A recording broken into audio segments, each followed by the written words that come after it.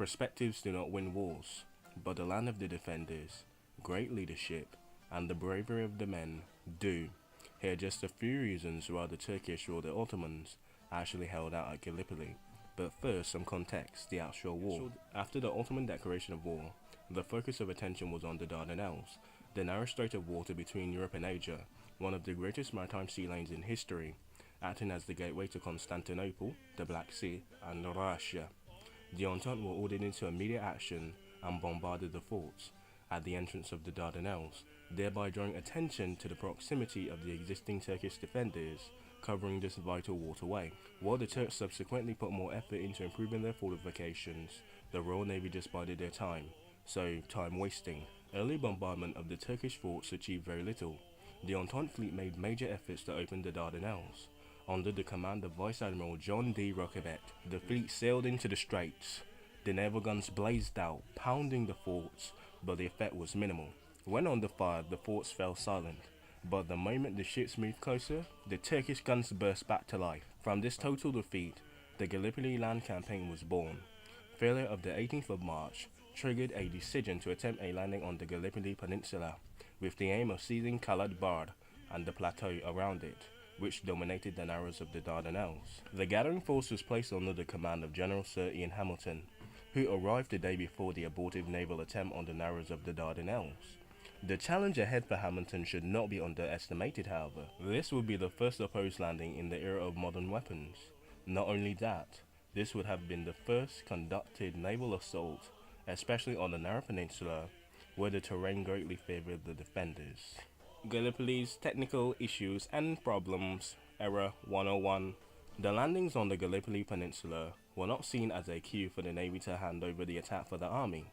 The Army relied heavily on ship-based artillery support, but the Navy confronted considerable technical difficulties in providing it. The map they were using were inaccurate. 100 years ago from the Crimean War, the ground itself was steep and insurrect. There were far too few airplanes in this theatre, and the orders of the Navy shore-based observers specifically instructed them to direct fire at a safe distance away from Allied soldiers. Strategic mistakes. All chance of a strategic surprise had been lost by the previous naval bombardment. Now all Hamilton could try and strive for was the element of a tactical subtlety to try and wrong-foot the Turks. His complex plans designed to confuse the Turks, however, were predicted on the fact that the Turks might pose minimum resistance. In trying to confuse the Turks, however, he confused himself and spread his forces too thin. Hamilton divided his forces, failing to concentrate them in any one point and opening up the possibility for failure everywhere. Effective defensive maneuvers. Activate.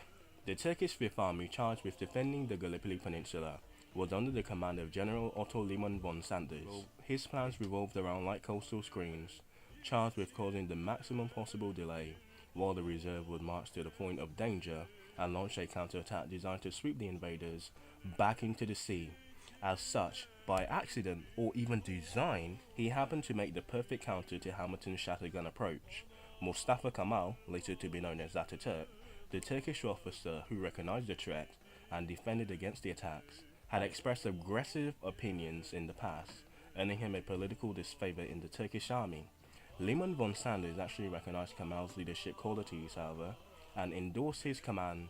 And remember those famous words that Ataturk said, leading to the famous words, "I do not order you to fight." Leading to the famous words, "Men, I am not ordering you to attack, I am ordering you to die.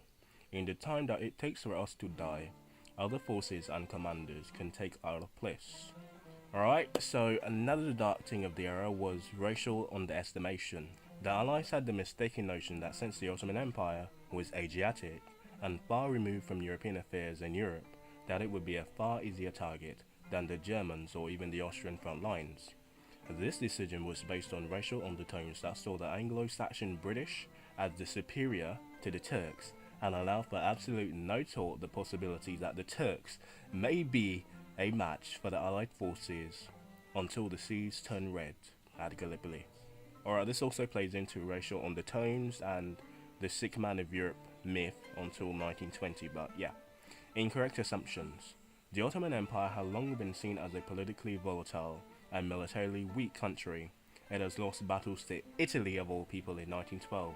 Serbia, not too bad. Montenegro, not too bad. Bulgaria, fairly decent. And Greece, what are you doing, Ottoman Empire, in 1913 with the Balkan Wars and the Balkan League? The Ottoman Navy itself was once a proud and powerful force of wooden ships that would seize anything to the gates of Vienna to the Straits of China. It was now a complete state of despair and negligence, and only the Goeben and the Breslau were the only things that kept the Russians at bay in the Black Sea. The British decision for the requisition of Sultan Osman I, Evil, and Rashadid, two battleships that had been under construction for the Ottomans, had severely damaged relations with the Ottomans and the Anglos.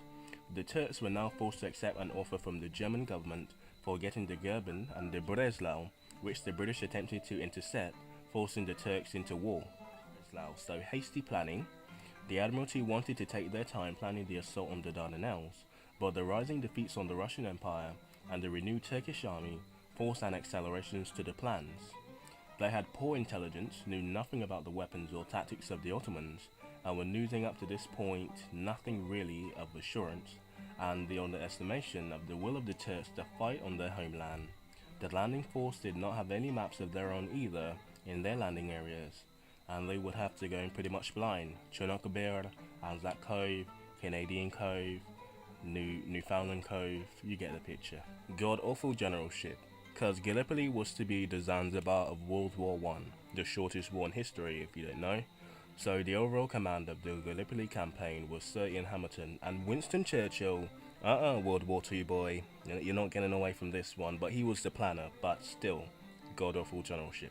And not to say that Ian Hamilton was an awful guy, but he was a naval captain, not an army general. So the overall command of the Gallipoli campaign was Sir Ian Hamilton, who kept himself aboard a battleship, naval captain, while his forces actually commenced on their assault of the army or the marines.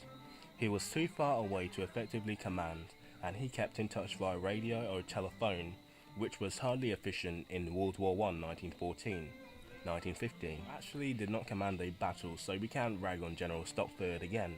So he landed at Suvla Bay with 2,000 Anzac and Canadian troops, and he had never been actually in command of a battle before, so he never ordered his troops to advance from the initial landing, and essentially just froze in the face of stiff resistance and fear. So leadership was lacking because no one really commanded anything. If anything, Lord Kitchener was the only qualified person, and he showed up to greet the troops. So yeah, poor leadership, pretty bad. Anyway, poor geography, which actually turns into a great geography for the defenders. The Dardanelles and the area surrounding it already favoured the Ottomans, of course, as they had the prime defensive positioning and were the defenders, so they had defence on their side. Number 2, the cliffs that overlooked the beachheads allowed the Ottoman defenders to hold British forces as they disembarked, which turned the sea red. And subsequently, the Anzac landings did little in terms of opening a new front on a already new front, and the Anzac forces subsequently got trapped in what has become known as Anzac Cove. So they have defense on their side, they have the hilltop advantage, they also have the grasslands, which is actually great for snipers, and Billy Singh, who actually killed Abdul the Terrible. Abdul the Terrible wreaked havoc on the Anzacs and the British forces that landed. Also water, number 1, just like in World War II, the weight would actually carry you down and sink you, so the water after disembarking will actually drown as many soldiers before they actually got on to be chopped down by machine guns. But also drinking water that surrounding the landing force had become a problem. Poor hygiene contaminated the water and exacerbated the already growing casualties among the Entente forces. Also, cleansing pills taste like donkey piss. If you know Anzac, he'll tell you straight. Donkey piss water. Alright? Thrown into some summer heat as well to speed up the decomposing corpses, and you have a literal hell on earth on the most sandiest beaches, which you'll actually see here on Turkey's west coast. You actually see a lot of great sandy beaches. Don't mind the dead composing bodies in the sand, that's just part of the aesthetic. Anyway, might actually turn your attention to the Turkish landmines. Alright, last one. And of course, like I said before, great leadership, hometown defense, and Turkish bravery. No one expected how viciously the Turks would fight to defend their own homelands, of course, and it started early. Racial overtones dominated the campaign, giving the Entente forces a false sense of superiority. When the landings commenced, however, resistance was harsh and futile and unending. Mustafa Kemal Atatürk, a Turkish colonel and future founder of the Turkish state, defended Gallipoli with his lives. And of course, I'm gonna repeat the attack, the quote again. Men, I do not order you to attack, I order you to die. The Allies had planned an entire campaign around the weakness of their enemy, and it came back to bite them in the ass. Gallipoli was a shit show from the get-go. The campaign kicked off bad on a full charge by the Royal Navy that ended horrendously. Once the Turks were able to halt the Royal Navy's advance and force a ground combat, the fate of the campaign was sealed. And that's the end of Gallipoli. But alright, thank you for watching again. This was a pretty shit show itself, but I really enjoyed myself. Not too bad, Mario, not too bad. Children screaming in the background, babysitting kind of. My mum's doing nothing, so I actually have to go and babysit myself. So hope you enjoyed one video, sorry, but I was going to do 2, women and children of the Ottoman Empire in World War One, but probably tomorrow might get something. Gonna try and wrap up the Ottomans by Monday. And dear Fatherland. Anyway, that was my terrible German, but anyway, hope you enjoy. And before we go, let's not forget the Anzacs, the Australians and the New Zealand Army Corps. Australia, you can't keep Anzac to yourself. You cannot.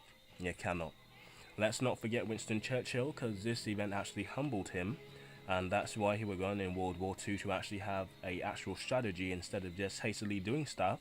So even though you wasted thousands of lives, Winston, you saved thousands of lives and Nazi rule, so you didn't die in vain, Anzacs. Also, Canadians were there, Newfoundlanders were there, South Africans were there. Also, there was South Rhodesia, best country in the world, before turning to Zimbabwe. Of course, we got the Indians, of course. We got some Gurkhas as well, the Maoris, the Aboriginals, and you cannot forget the actual British that fought in the campaign as well. Lest we forget, and the Forgotten Army and their colonial counterparts, the French and the Senegalese Talaus, and maybe some Algerians, but mostly what we would call heat weather troops or warm climate troops. I would just coin the term now. You can use it if you want. Warm weather troops. Sorry, got spit almost. Sorry. This has been a long one for me, but it was fun. Long. Warm weather troops. So basically Australia, New Zealand, anywhere where the sun shines and you don't really get a lot of snow, I will call them warm weather troops. So troops, not troops. Sorry, I'm combining a lot of words, so that's how the vocal cords will go. Anyway, hope you enjoyed, hope you learned something, and yeah, we're gonna wrap up the Ottomans this week. Hope you enjoyed, and we're at 35 minutes. I can skip like 5 minutes of me going over. I think it was bad leadership. I was trying to have a Winston Churchill joke, and the children were screaming. So hope you enjoyed, hope you learned something. So this is my only one because it's 6 o'clock, and I normally go for my grandmother soon to help her with the groceries. So yeah, there we go. Anyway, hope you learned something.